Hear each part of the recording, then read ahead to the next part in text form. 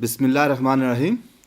National University of Science and Technology, NUST, being a national university, we have responsibility to produce the human resource required for the CPAC.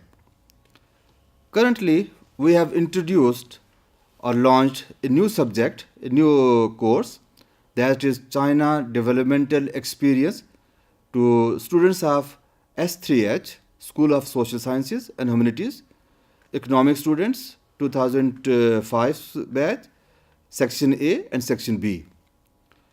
We are teaching them how China has developed to become second largest economy of the world within last 30 years. This is a unique experience. While the West has taken hundreds of years to develop to this stage, and China spent only 25 to 30 years. This rapid development is a special case, and we have to learn Chinese experience. We are teaching our students how China has achieved this target. What were the Chinese policies, how they have introduced the reforms, what measures they have taken, what initiative they have taken, what incentive they have given to their public to work hard and become the second largest economy of the world. We have almost 63 students in these two sections, section A and section B.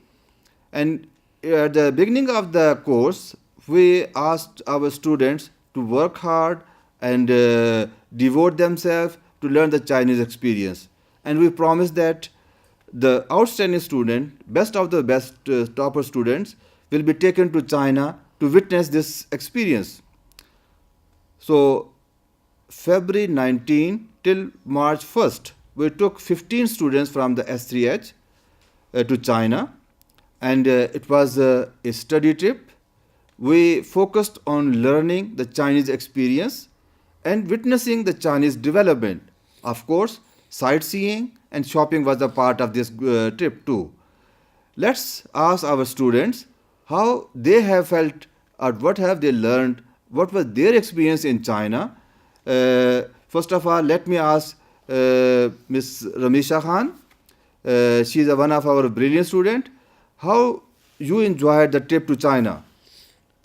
I think we gained a lot of experience and exposure out of it. It was my first trip abroad without family, and I saw whatever I had studied that China has rapidly developed, and it was an amazing experience.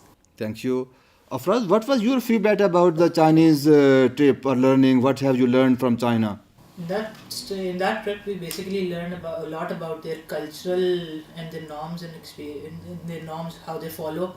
We learned how punctual the Chinese were and how they continued with their daily routine. So we learned a lot. You have a lot of interaction with the Chinese students also.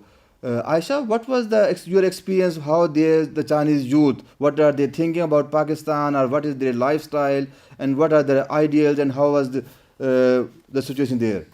I found them to be very, very disciplined, very, very obedient. I found them to be very hardworking because we're still in contact with them through WeChat, and they came out to be very, very friendly people and very, very hardworking people, and it was a great experience to get to know them altogether.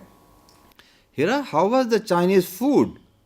Is it different from Pakistani food? Yes, it was very different, and to be very honest, we couldn't adjust our taste with their taste. They eat mostly raw fish. They eat fish a lot. Even their chips are fish flavored, and so we couldn't all of us had a bad stomach in the first few days. In बाद में we all adjusted, and then they used to make chips for us and noodles, and then we had fun a lot in the end.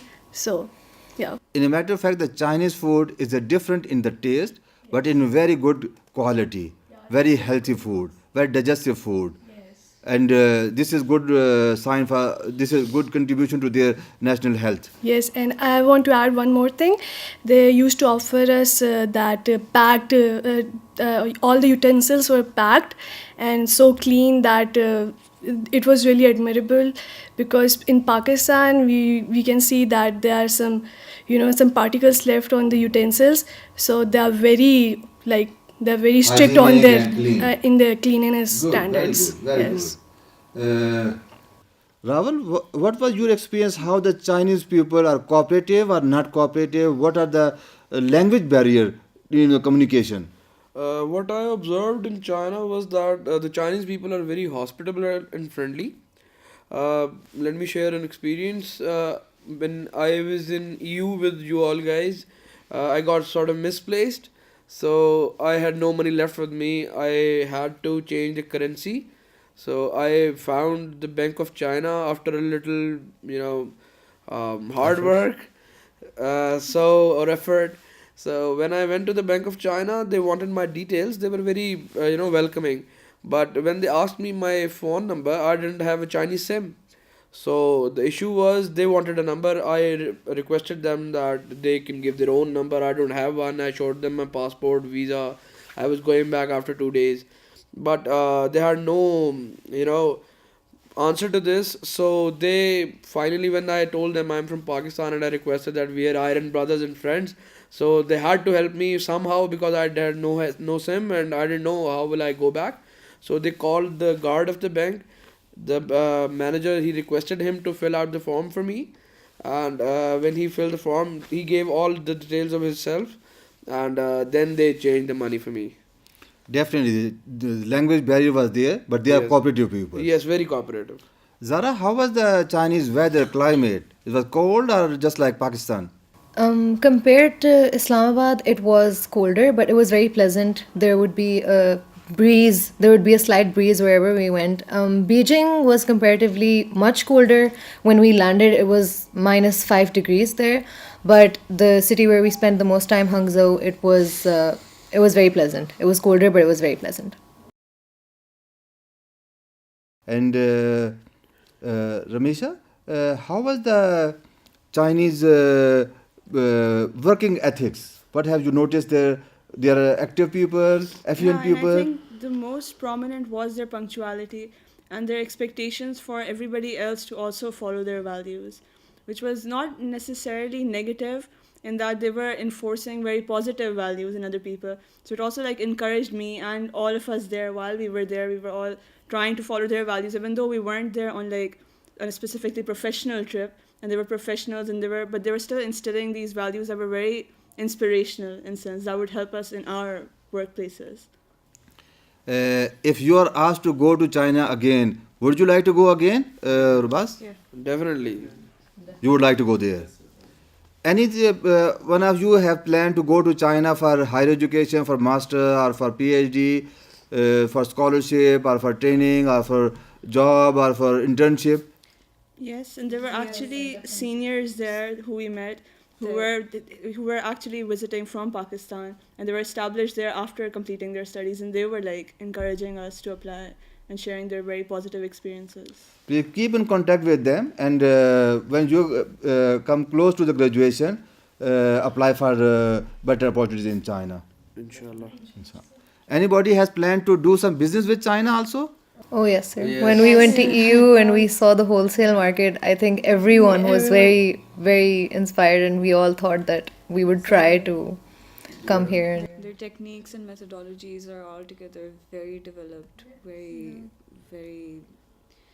You can say that they have established a whole system, a whole world inside their country, with specific to trade and business, and it's very developed. And especially e-commerce. You told us about Yeah, Yes, the yes. cross-border trading town was amazing. That's good. That's good. Yeah, the cross-border trading town was very, very. So I guess a good thing which we did not mention about that was the timings of the food we had. The Chinese timing is really healthy. Yes. That was part of their punctuality. They're very organized They in used their to lifestyle. have their dinner at 6 6 p.m. and 5, 6 Every- p.m. Yes.